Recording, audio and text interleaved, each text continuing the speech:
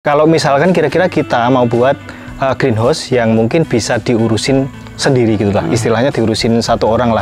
Jadi di Mas Daru ini semuanya dihitung ya? Iya, hitung-hitungannya rada sedikit Mas. Jadi biar nanti mungkin analisanya mudah, evaluasi dan lain-lain mudah. Jadi ada berapa poin tadi? 4 Mas. 4 ya, media tanam, tenaga kerja. Kalau biaya tanamnya itu kan maksudnya dia pembelian bibit, kemudian kan nutrisi yang paling pokok ya.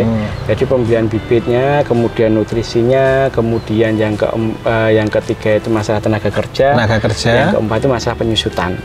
Oke, jadi ada 4. Iya, empat poin penting itu yang saya masukkan gitu.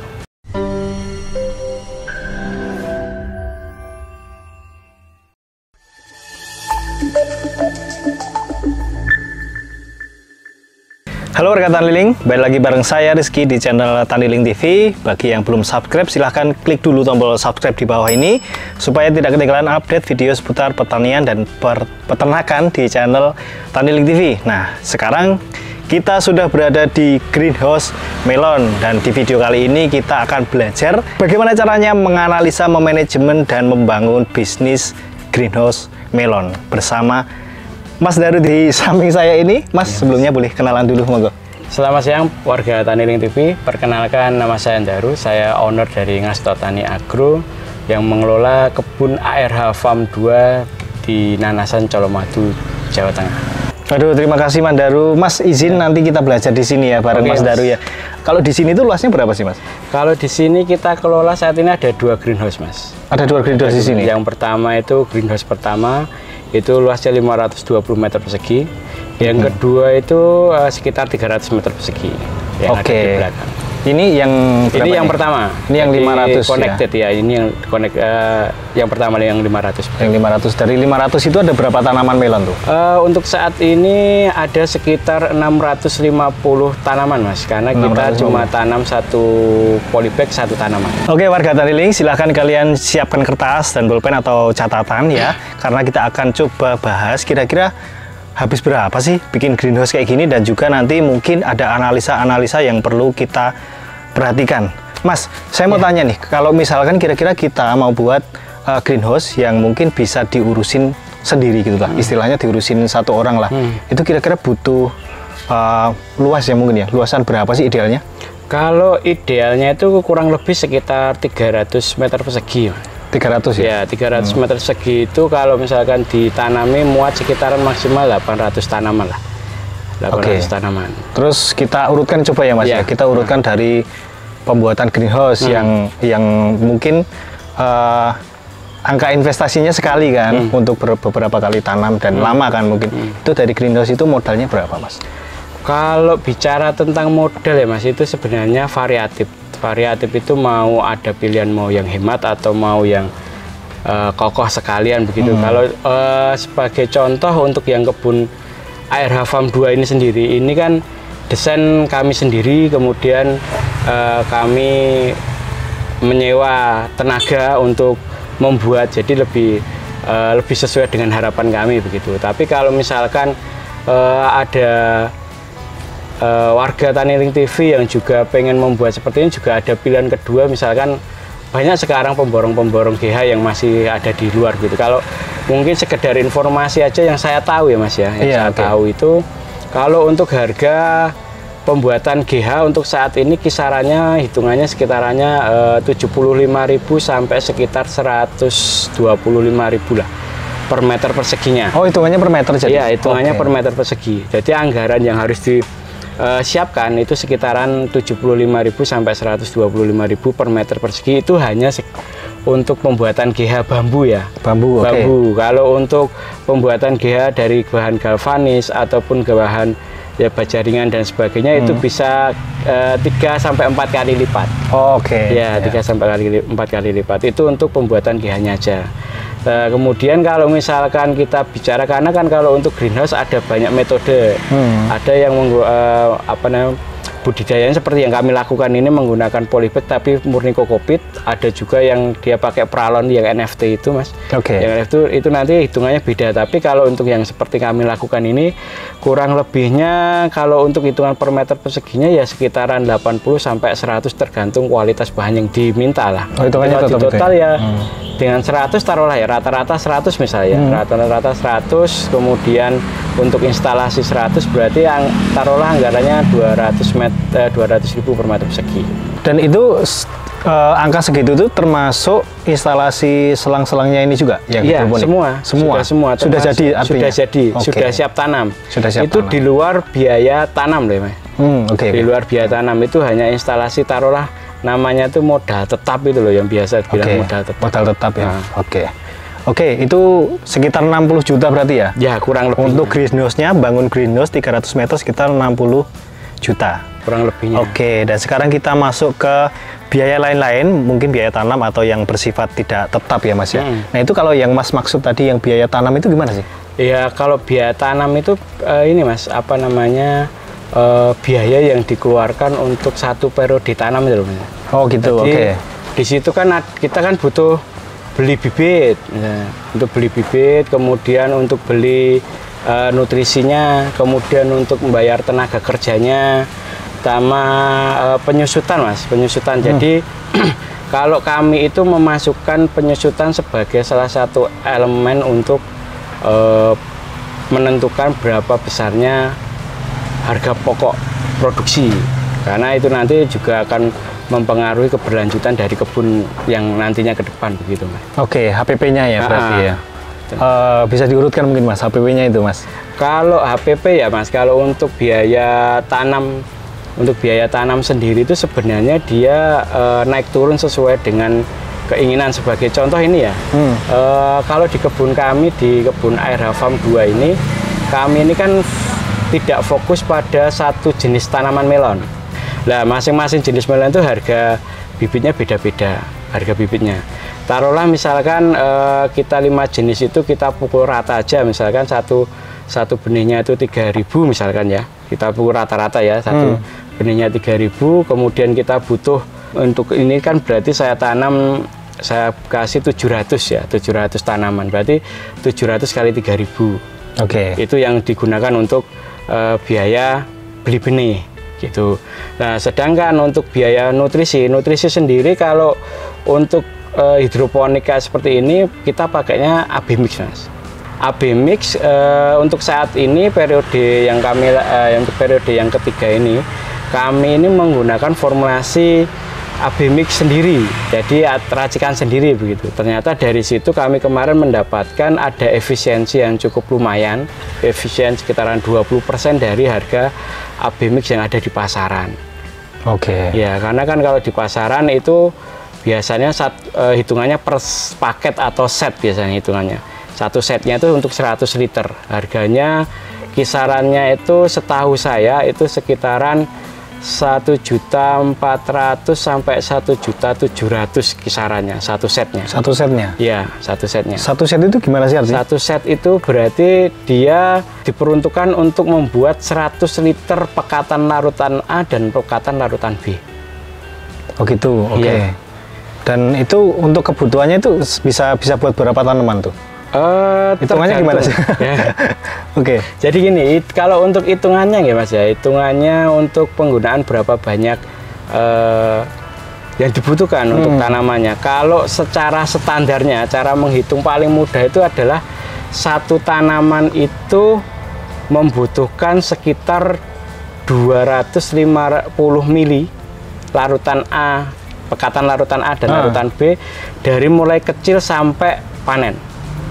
Oke, jadi satu masa tanam. Hitungannya itu kebutuhannya juga disesuaikan sebenarnya, gitu Mas. Oke, tapi untuk normalnya itu 250 mili ya? Sekitaran 225 sampai 250 lah. Oke, jadi sudah kelihatan ya untuk benihnya harganya mungkin diambil rata-rata 3.000 itu untuk melon premium ya Mas ya? Melon premium. Kemarin F1. Kalau saya beli paling mahal itu satu bijinya ada yang 5.000. Ada yang 5.000 juga? Wah. Jadi nanti tinggal pilih lah untuk harganya sekitaran itu, tinggal dikalikan berapa yang tanaman yang warga Taniling mau, dan kemudian untuk AB mix-nya rata-rata normalnya sekitar 225 sampai 250 mili ya. Iya. Itu sekali masa tanam, satu periode tanam ya. Oke, dan kemudian ada biaya apa lagi Mas selain itu Mas? Hai Sobat Taniling, buat kalian produsen kopi Robusta asalan Green Bean, jangkau pasar lebih luas dan dapatkan penawaran tertinggi dari pembeli. Ayo posting kopi kamu di AgriPlaza. Caranya gampang banget, download aplikasi Taniling di Google Play. Kalau setelah nutrisi yang tidak bisa dilepaskan walaupun dikerjakan sendiri ya Mas, itu masalah tenaga kerja. Jadi tenaga kerja yang digunakan untuk proses pembersihan, kemudian untuk proses menata polybag dan sebagainya, itu kalau seandainya memang sanggup dikerjakan sendiri, itu nanti memakan waktu biasanya. Tapi kalau untuk masalah pemeliharaan itu nanti satu orang itu masih bisa menghandle Mas, untuk 800, karena takarannya satu orang itu dia sanggup menghandle 2000 tanaman. Kalau kita bicara tentang tenaga kerja yang bekerja di greenhouse itu takarannya itu satu orang dia 2000 tanaman. Itu untuk yang tenaga kerja ya. Tapi kalau walaupun dikerjakan sendiri itu lebih baik dihitung nggak sih Mas? Kalau saya lebih baik dihitung Mas. Dihitung. Nah, karena tidak selalu kita bisa mengerjakan sendiri, mungkin kita ada berhalangan waktu begitu. Jadi itu udah masuk ke perhitungan. Seandainya kita bisa mengerjakan sendiri misalkan, kalau saya tetap saya hitung. Kenapa? Karena itu nanti akan sangat mempengaruhi berapa besaran HPP yang keluar untuk penentuan. Itu nanti HPP kan kita gunakan untuk penentuan saya mau jual berapa sih per kilonya, apakah ini nanti dapat profit atau enggak begitu.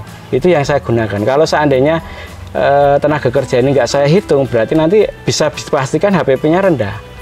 Kalau HPP-nya rendah kemudian penjualannya saya mengikuti harga pasar, juga posisinya akan repot juga di kami nanti. Jadi kalau saya tetap memasukkan biaya tenaga kerjanya, baik itu saya kerjakan sendiri ataupun saya mempekerjakan orang lain, itu tetap saya hitung Mas, saya masukkan.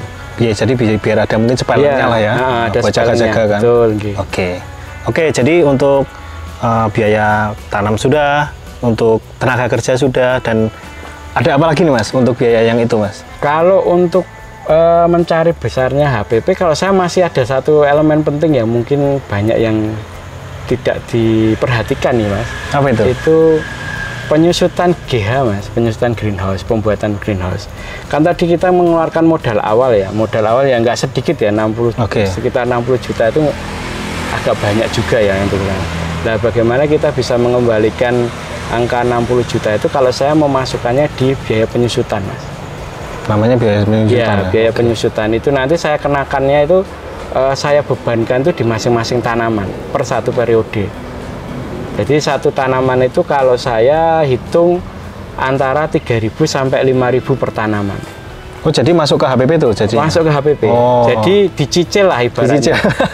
Jadi nanti satu periode itu sudah ada alokasinya untuk beli bibitnya itu berapa, begitu pas begitu penjualan ya kita terima omsetnya berapa kan, kemudian itu nanti disisihkan dulu beli bibit berapa, kemudian beli nutrisi disisihkan berapa, untuk pembiayaan tenaga kerja berapa, plus sekaligus penyusutannya dicicil. Jadi nanti tidak terlihat berat begitu. Untuk bisa mengembalikan biaya modal awal yang tadinya kita keluarkan di depan itu. Wow. Jadi di Mas Daru ini semuanya dihitung ya? Iya, hitung-hitungannya rada sedikit Mas. Jadi biar nanti mungkin analisanya mudah, evaluasi dan lain-lain mudah. Jadi ada berapa poin tadi Mas? 4 Mas. 4 ya, media tanam, tenaga kerja. Biaya tanamnya itu kan maksudnya dia pembelian bibit, kemudian kan nutrisi yang paling pokok ya. Jadi pembelian bibitnya, kemudian nutrisinya, kemudian yang ketiga itu masalah tenaga kerja. Yang keempat itu masalah penyusutan. Oke, jadi ada 4. Iya, 4 poin penting itu yang saya masukkan gitu. Nah, jadi itulah mungkin kasarnya ya, kasarnya untuk biaya modal awal dari pembuatan greenhouse sekitar 60 jutaan, dan HPP-nya yang tadi ya Mas ya, untuk satu periode itu tinggal dijumlahkan aja Mas kebutuhannya, tanam Gini, jadi kalau hitung-hitung HPP itu kan tinggal dijumlahkan kebutuhan biaya tanam selama satu periode tadi yang 4 tadi. Bibit, nutrisi, tenaga kerja, sama penyusutan itu tinggal dijumlah aja. Totalnya berapa tinggal nanti dibagi berapa yang ditanam.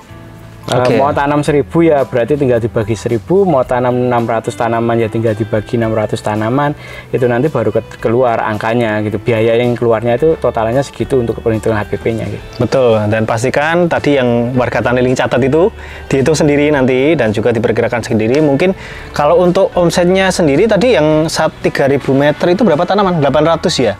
Kalau 300 meter, 300 meter maaf. 300 meter itu kan sekitaran 800 maksimal ya, kurang lebih kan bisa diisi 800, atau misalkan dengan jarak tanam yang lebih rapat, taruhlah bisa dimasukkan 1000 tanaman begitu ya. Nah, kalau bisa dimasukkan 1000 tanaman dan bisa menjual dengan harga 30.000 per kilo dengan asumsi satu tanaman 1 kilo aja, itu berarti omset yang bisa didapat itu sekitar 30 juta. Asumsinya kita mengejar satu tanaman, satu buah minimal 1 kilo. Itu dapatnya nanti kan 1 ton. 1 ton dikali 30.000 kan 30 juta. 30 juta. Tinggal nanti dikurangi berapa pengeluarannya itu ya profitnya didapat itu. Wah, jadi cukup lengkap ya warga Taniling ya, ilmu dari Mas Daru selaku petani melon premium greenhouse yang ada di Colomadu ini. Semoga warga Taniling menyimak, dan apabila kurang paham, warga Taniling bisa tanya di kolom komentar, nanti Mas Daru biar membantu menjawab. Dan kalau pengen lebih jelas lagi dan bisa langsung melihat melonnya, bisa datang ke sini ke ARH Farm Colomadu. Alamatnya lengkapnya di mana, Mas? Di Nanasan, Kecamatan Colomadu, Kabupaten Karanganyar, Jawa Tengah.